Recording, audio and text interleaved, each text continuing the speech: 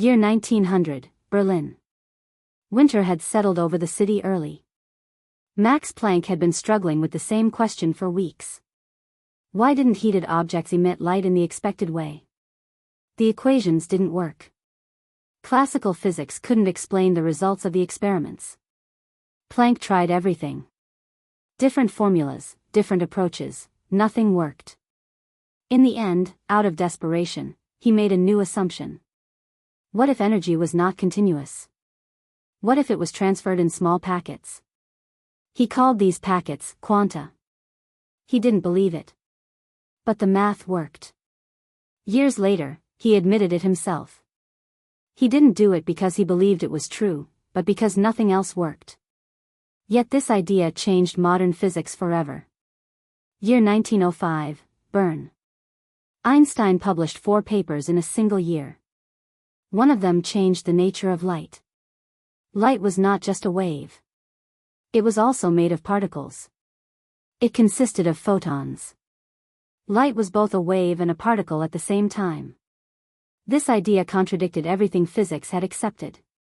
But experiments proved it was correct. Einstein won the Nobel Prize, but in later years he struggled to accept the consequences of quantum mechanics. He didn't want to believe that nature could behave in such a strange way. Year 1913, Copenhagen. Bohr explained the structure of the atom. Electrons did not move randomly. They existed only at specific energy levels. And when they moved from one level to another, they didn't travel in between. They jumped instantly. An electron was here, and suddenly it was there. This made no sense to classical physics. But for quantum mechanics, this was the true nature of reality. Year 1927, Brussels. The Solvay Conference. Einstein, Bohr, and Heisenberg were all in the same room. The greatest scientific debate began. Heisenberg introduced the uncertainty principle. The more precisely you measure a particle's position, the less you can know about its momentum. This was not due to measurement error. It was the nature of reality itself. Einstein objected. God does not play dice, he said. Bohr replied calmly, stop telling God what to do. Experiments proved Bohr was right. Year 1935, Princeton.